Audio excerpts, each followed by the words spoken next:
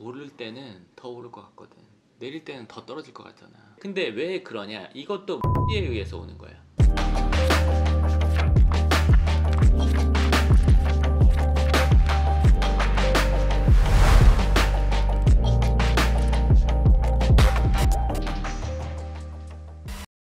네, 지난 시간에 강남 빌딩 최고 전문가라고 하셨는데 그렇게 자신하는 이유가 있을까요?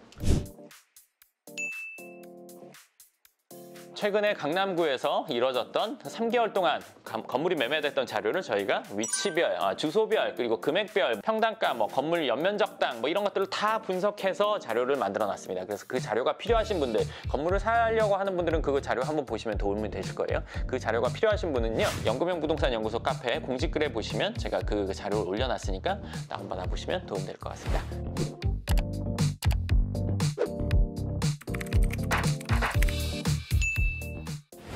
내가 어제 사실 탑건 매버릭을 봤어. 그걸 보고 내가 너무 이거 진짜 너무 이거는 진짜 맞다 했던 게 뭐냐면, 거기 이 매버릭 보신 분들 알 거예요.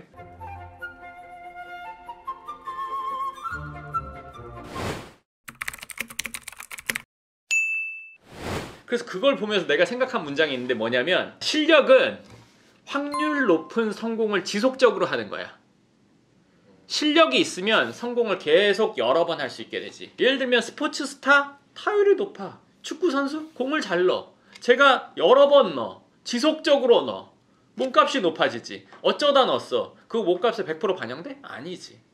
지속적으로 성공하는 게 실력이야. 그러니까 성공을 추구하는 게 아니라, 내 생각은 실력을 추구하다 보면 성공은 여러 번 하게 되는 거지. 근데 성공을 목표로 하다 보니까 우리나라에서 이제 특히 돈이 기준이 되니까 어느 정도 돈을 벌었다 하면은 이쯤이면 됐어. 나태. 자만. 나 이런 사람이야. 나 이 정도 돈 있어. 나 이런 차 있어. 나 이런 집에 살아. 이런 얘기로 영향력을 갖고자, 내지는 관심을 받고자 하지. 그렇지만 실력을 향상하기를 원하는 사람들은, 예를 들어 나 같은 사람은 돈을 얼마 벌었어, 뭘 어떻게 했어, 얼마를 썼어, 이게 중요한 게 아니야. 내가 이런 일을 했어, 이렇게 경험을 했어, 건축을 30번 이상 했어, 임대관리를 400개 넘게 하고 있어, 책임으로 하고 있어, 그거 다 분석해봤어, 설계도 다 해봤어. 이거는 실력을 높이는 데 필요한 얘기들을 하는 거지. 실력이라는 건 지속적인 성공이 이어지게 해주는 근간이고, 이게 됐을 때 실력이 생겨. 난 실력을 추구해. 확률이 아주 높은, 예를 들어서 몸값이 가장 높은 선수들로 구성한 선수단, 어떤 종목이 됐던, 그럼 여기가 우승할 가능성이 높겠지. 이 사람들은 그만한 경험이 있으니까.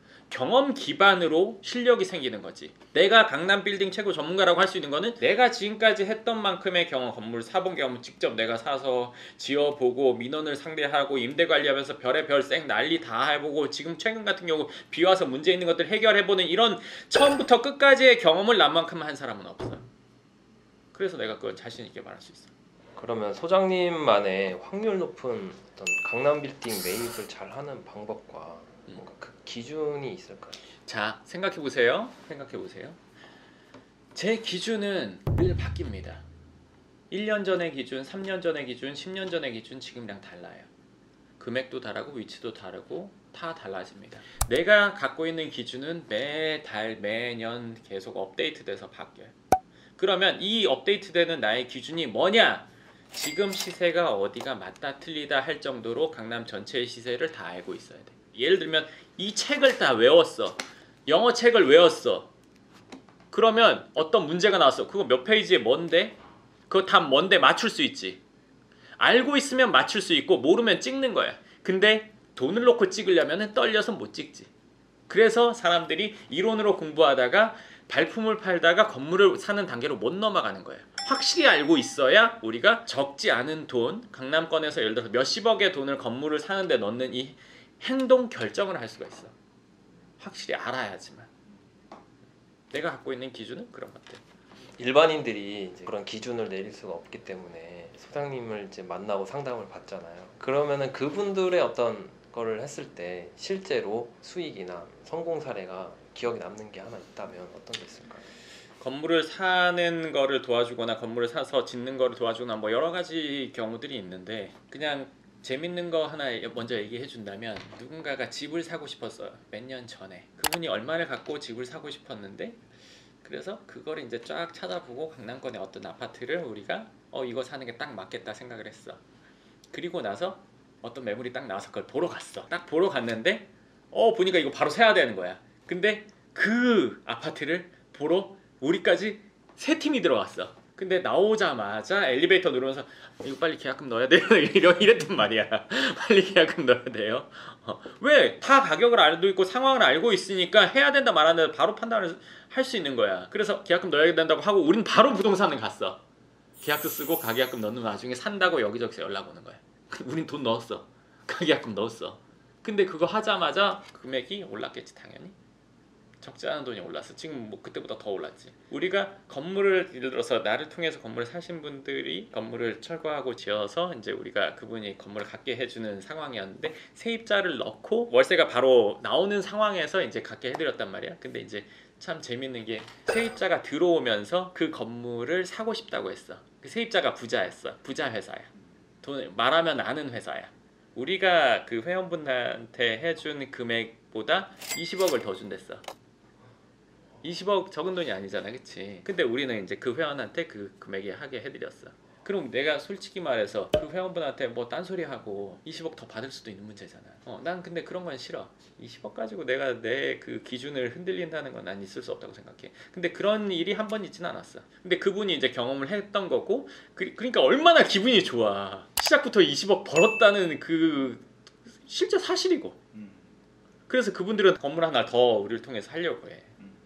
명도란 이제 무엇이고 어떻게 하는 게 명도를 잘 한다고 생각하는지. 그냥 이거는 건물을 사서 재건축을 하거나 리모델링을 하거나 할 때 반드시 필요한 있는 세입자를 내보내는 과정을 명도라고 생각하시면 가장 좋거든. 그러면 30년 된 건물이 있어. 여기 세입자가 8명이 있어.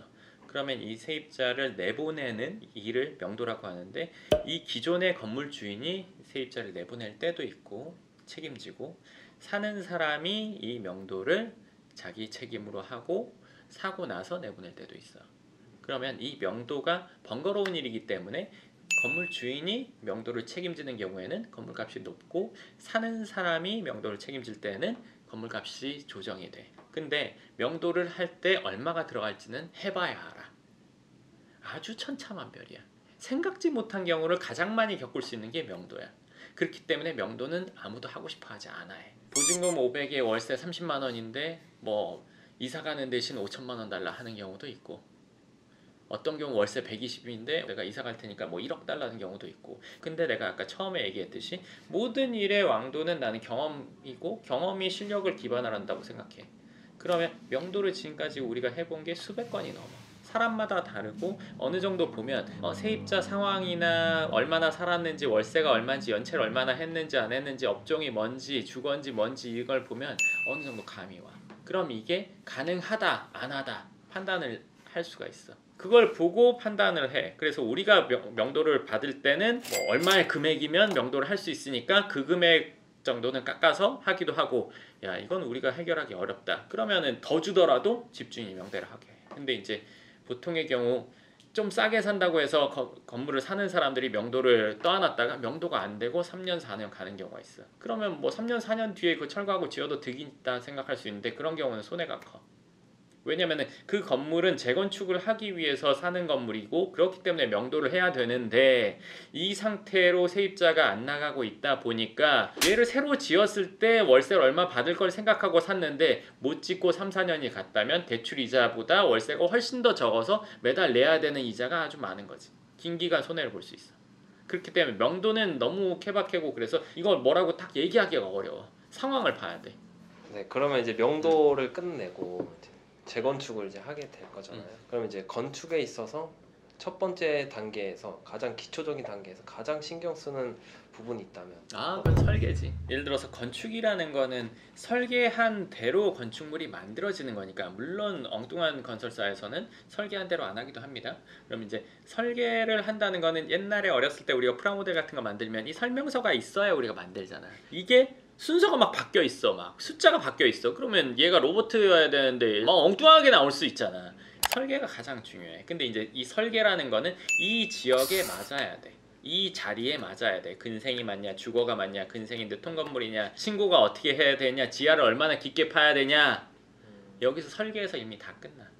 설계가 잘 나와야 건축도 잘 나올 가능성이 커져. 근데 이제 설계도 가격이 낮은 설계가 있고 아주 비싼 설계가 있어. 이게 비싸다고만 해서 좋은 건 아니거든. 사실은 가격이 높은 설계 중에는 이런 게 있어. 문을 여기 있으면 경첩을 뭘 써야 된다. 문고리 무슨 모델 얼마짜리, 전등의 전구 뭐 얼마, 이렇게 한 설계가 있어. 이거 오래 걸리고 책처럼 이렇게 나와. 근데 그걸 갖고 건축을 하면 크게 다르기가 어렵지. 처음 하는 분들은 이렇게 하는 게 좀 더 실수를 줄일 수 있기도 해. 어쨌건 설계가 제일 중요해. 그 다음 이제 어떤 건설사를 만나느냐가 두 번째 중요하지. 근데 이게 사실 둘이 한 몸이야. 왼손 오른손처럼. 그럼 이제 건축을 할 때도 이 건축하는 분과 어느 정도 소통이 되느냐. 대부분의 경우에는 건축하는 이 건축주는 건축을 처음 해봐. 그러면 나는 처음 하는데 이 현장 소장님은 많이 했단 말이지. 그러면 내가 봤을 때 요거 요렇게 했으면 좋겠는데, 그런 의견이 말도 안 되는 의견일 때도 있고, 어떨 때는 이 의견이 맞는데 그렇게 하기에는 귀찮아서, 예를 들어 더 신경 써야 돼서 묵살하는 경우도 있어. 묵살하는 방법은 그렇게 하면 안 된다, 내가 많이 해봤는데 그렇게 하면 문제 생긴다, 그렇게는 안 한다. 근데 이거를 말도 안 되는 의견인지 아니면 이게 더 좋은데 이분이 묵살하는지 처음은 몰라. 머리도 잘하는 데 간다고 해서 무조건 잘 나오지 않잖아. 내가 다녀보고 나한테 잘 맞는 선생님이라는 게 있잖아. 헤어 디자이너가 있잖아. 그럼 뭐든지 다 똑같잖아. 이건 잘 맞는 사람을 만나줘야 돼. 근데 이게 참 그런 게, 건축은 해봐야 알아. 해보지 않으면 알 수가 없어. 아무리 말을 번들으려 하게 한다고 해도 엉망진창일 때가 있고, 좀 안 통하는데도 결과물은 괜찮을 때도 있고, 이거는 사실 천차만별이야. 그래서 난 이 둘 다가 아주 중요하다고 생각해. 뭐 당연한 얘기인데, 뭐 택배로 쿠팡에서 뭐 시키듯이 건설사에 얼마 주면 그냥 딱 된다고 생각하는 사람들도 있거든. 그렇지가 않거든. 그 다음 이제 건축이 완료되면 임대나 건물에 대한 관리가 필요한데, 이제 강남 건물 빌딩에 관해서 임대 관리라면 어떤 것들이 있는지 설명 부탁드립니다. 자, 보통의 경우에 우리가 자산이 뭐 한 100억이 있다. 건물 100억짜리 있다. 이 사람의 삶은 어떨 것 같아? 풍요로울 것 같습니다. 그치. 누구나 다 그렇게 생각을 해. 내 건물을 갖고 있는데 세입자가 시도 때도 전화해서 뭐 새벽에 전화해서 뭐 갑자기 뭐가 안 돼요, 뭐 안 돼요, 뭐 지금 이렇게 해야 되는 거예요, 저렇게 해야 되는 거예요, 월세 또 내야 되는데 안 내. 막 괴롭겠지. 임대 관리는 그 괴로운 부분을 대신해줘. 그리고 이 사람이 그 생각했던 삶을 살게 해줘. 처음에는 이런 시스템이 있다고 하면, 월세를 보장하고 이렇게 해주는 게 있다고 하면 안 믿는 사람들이 대부분이거든. 실제로 경험을 해보지 않은 사람은. 근데 이제 경험을 해본 사람은 처음에 6개월까지는 고맙고 즐겁고 너무 좋아. 시간이 지나면 당연시. 그래서 어떤 일이 있어도 월세만 들어오면은 아무 연락을 뭐 괜찮게 되고 있어요 이렇게 문의를 잘 안 해. 이게 강력한 신뢰지. 임대 관리를 함에 있어서 우리가 모든 것들을 다 케어해.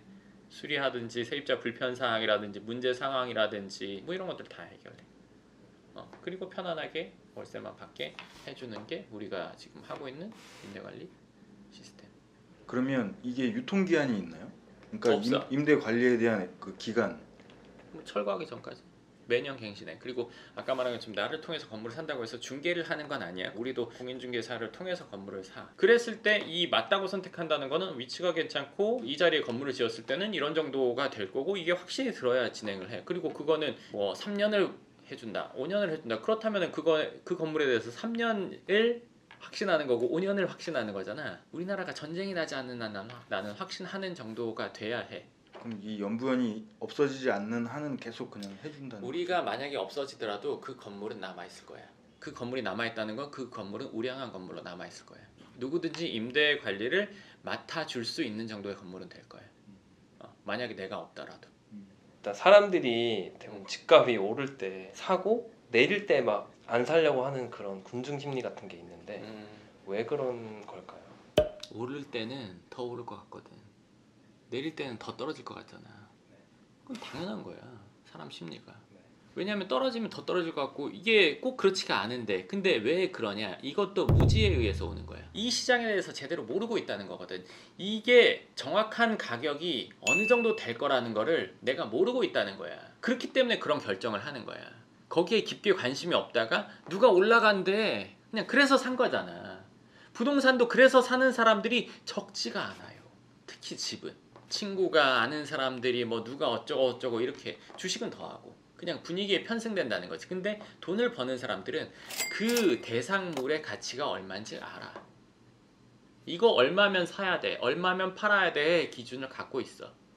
예를 들어서 나한테 물건이 100개가 와. 이건 사야 되고 이건 팔아야 돼. 이 가격이면 팔아야 되고 이 가격이면 팔지 말아야 돼를 얘기해 줄 수 있어. 근데 건물값이 오르니까 다 사야 돼? 모든 건물을? 떨어지면 다 팔아야 돼? 아니라고. 올라갈 때도 안 오르고 있는 게 있고 내려갈 때도 안 내려가고 있는 게 있어. 괜찮은 건물은 올라갈 때 올라가지만 내려갈 때 덜 내려가. 아니면 적어도 유지 상승하거나. 대상의 가치를 정확히 모르고 있어서 그래. 근데 이게 사람들이 참 재밌는 게 이게 투자를 날로 먹으려고 하거든. 도박처럼. 뭔가를 투자를 하려면 그거에 대해서 충분히 알아야 되는데 누가 말해서 잘 들어가지고 해가지고 이걸 원한단 말이야. 이건 투자가 아니라 그냥 쇠복 같은 거?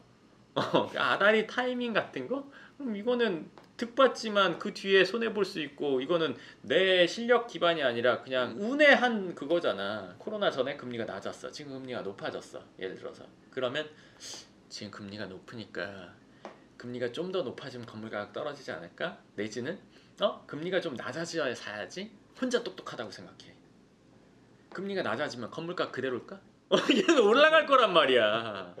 근데 그 금리 낮아지면 내 부담이 적어지니까 난 사기 유리할 것 같아. 부담이 더 커져. 왜냐면 그 금액이 올라가기 때문에. 그렇기 때문에 그건 타이밍을 기다리는 게 아니라 내가 실력을 기반으로 해서 알고 있다가 적당하다고 생각하는 걸 선택하는 과정이어야 되는데 그냥 밀물 썰물, 썰물이면 물고기 없고 밀물이면 물고기 많다 뭐 이런 생각에 거의 가까워.